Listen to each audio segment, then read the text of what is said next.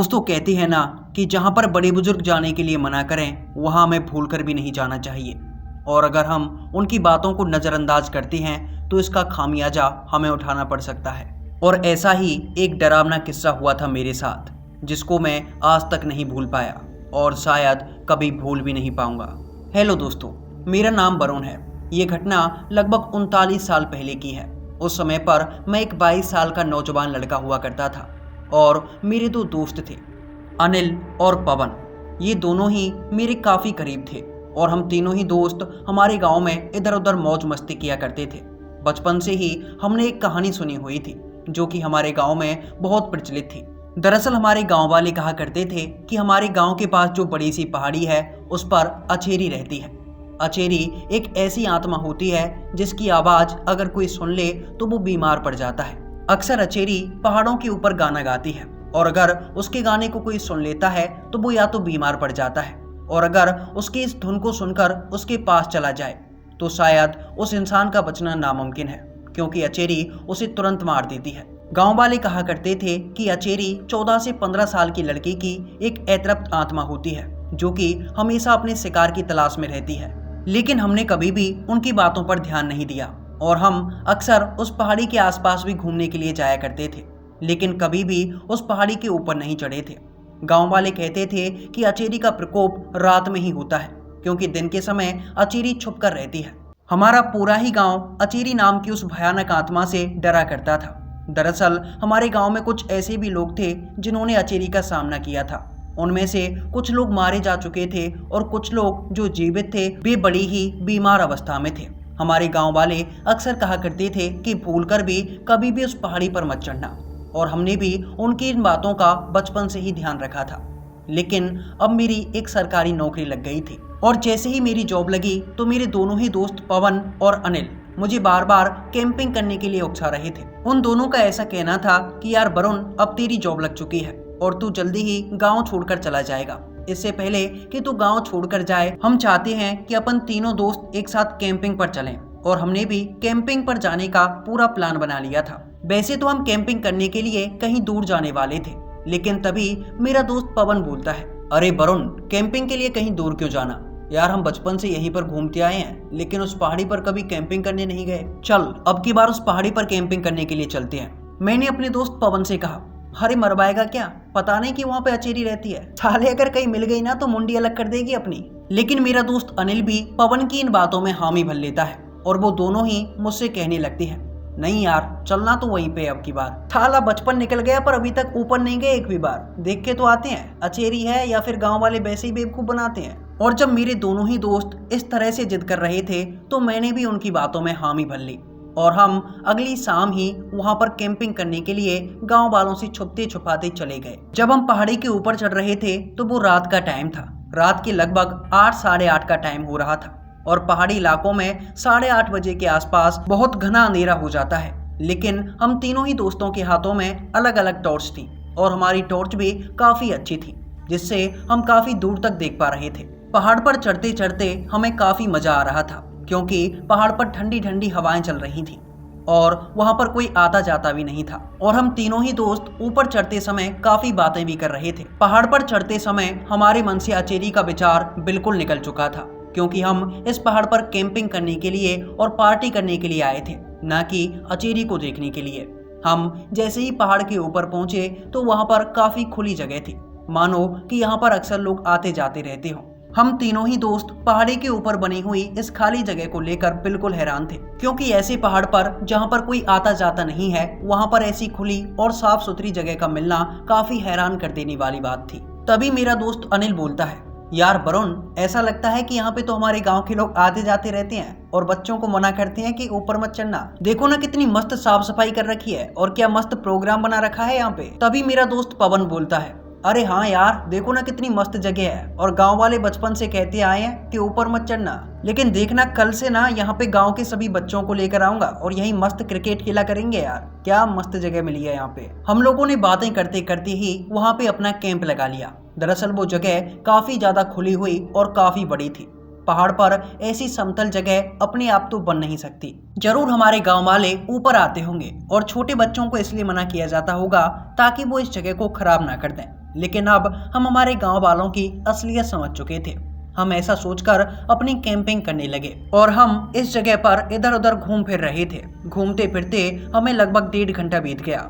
रात के अब लगभग 10:15 का टाइम हो चुका था। मेरा दोस्त अनिल बोलता है, चलो भाई अब खाना खा लेते हैं यार, काफ़ी टाइम हो गया यहाँ पे घूमते घूमते। इसके बाद हम तीनों ही दोस्त हमारे कैंप के अंदर चले जाते हैं। हम खाने के लिए वैसे काफ़ी चीज़ें पहले से ही बना कर लेकर आए थे। हम तीनों ने अभी अपना खाना ख़त्म किया ही था कि तभी मेरा दोस्त अनिल बोलता है, अरे वाह यार, मज़ा ही आ गया खाना खाने में। इस पहाड़ी पे ना खाना खाने का मज़ा ही कुछ और है। इसके बाद मेरा दोस्त पवन जोर से चिल्लाते हुए कहता है, अरे अभी मज़ा आया कहाँ है, मज़ा तो अब आएगा यार। दरअसल उसके हाथ में दारू की एक बहुत बड़ी बोतल थी और मेरा दोस्त पवन बार बार उस बोतल से निकालकर शराब पिए जा रहा था। अरे वाह, क्या मज़ा आता है यार पहाड़ों में दारू पीने में, वाह क्या आनंद आ गया। मेरा दोस्त अनिल पवन की इन हरकतों को देखने के बाद कहता है, अरे वरुण यार, भाई इसकी आदत ना जाएगी नहीं। साले मोटी चर्बीदार गेंडे को कितनी बार बोला है कि यार शराब मत पिया कर, लेकिन मानता ही नहीं है। अब भाई कहीं ऐसा ना हो ऊपर से ही नीचे गिर पड़े। संभाल के रखियो इस मोटे थोक के आलू को। मेरे दोस्त अनिल ने बस इतना बोला ही था कि पवन को इतना गुस्सा आया कि उसने अनिल को पकड़ा और उसके मुंह पे 4-5 घूंसे जड़ दिए।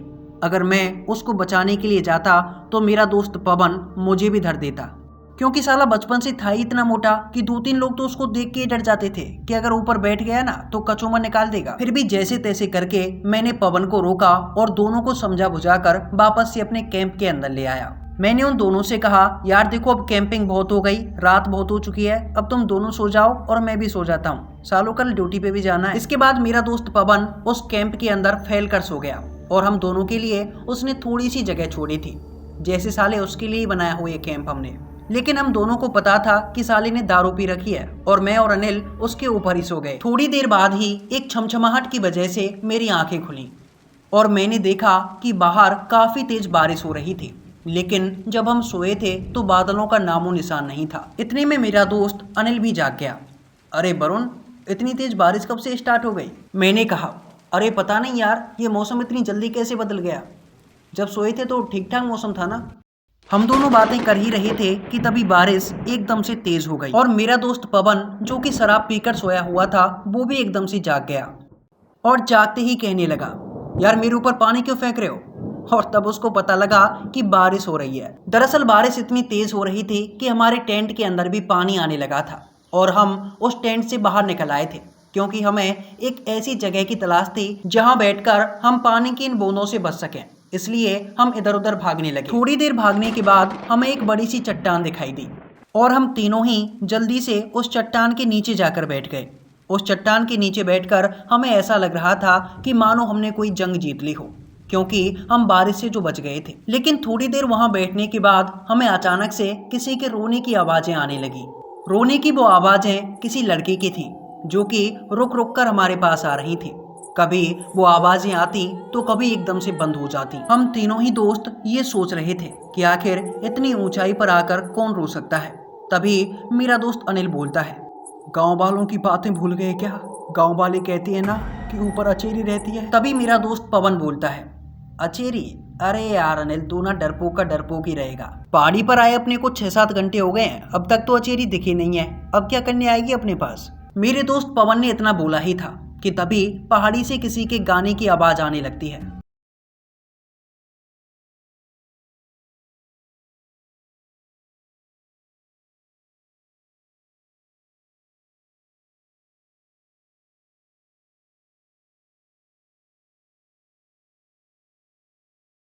आवाज सुनते ही मैं और मेरा दोस्त अनिल, हम दोनों ही डर गए थे, क्योंकि ये आवाजें काफी ज्यादा डरावनी थी और किसी के गाने की आवाजें भी हमारे कान में पड़ रही थी।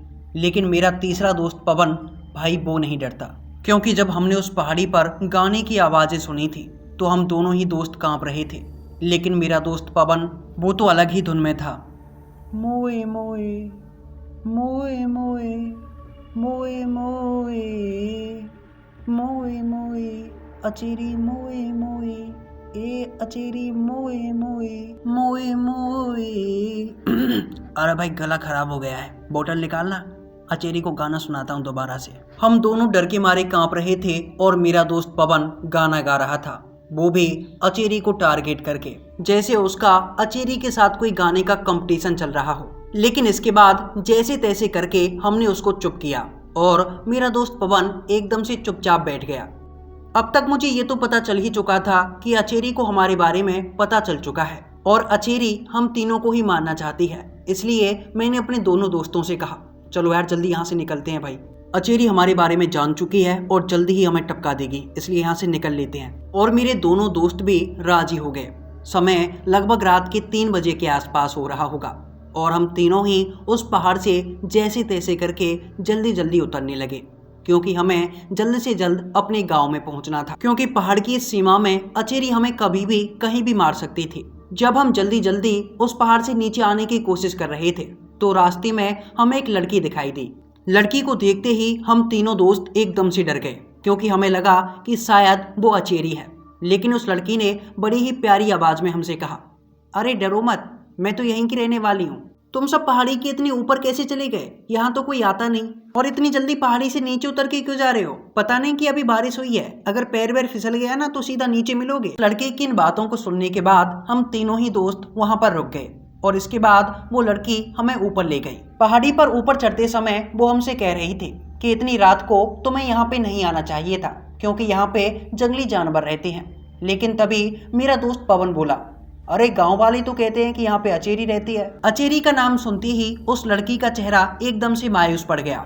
मेरी नजर उसके ऊपर ही थी। उस लड़की ने पवन की इस बात का कोई जवाब नहीं दिया। पहाड़ी के ऊपर पहुंचते ही मैंने अपने दोनों दोस्तों से कहा, देखो यार काफी ठंड हो रही है यहाँ पे, ऐसा करता हूँ यहाँ पे आग जला लेता हूँ। मेरे दोनों दोस्तों ने भी हामी भरी और हमने हमारे टेंट के अंदर जो सूखा सामान पड़ा हुआ था उसको ही जला लिया। लेकिन जैसे ही हमने आग जलाई तो वो लड़की जो हमारे साथ थी वो आग से दूर जाकर खड़ी हो गई। लेकिन जब वो एकदम से वहां से हटी थी तो मुझे शक हो गया कि शायद ये अचेरी हो सकती है। मेरे मन में अभी ऐसा शक ही हुआ था कि तभी वो लड़की एकदम से भारी आवाज में बोलती है, सही सोच रहा है, अचेरी ही हूँ मैं। और ऐसा कहने के बाद ही अचानक से उसका शरीर एक भयानक रूप में बदल गया।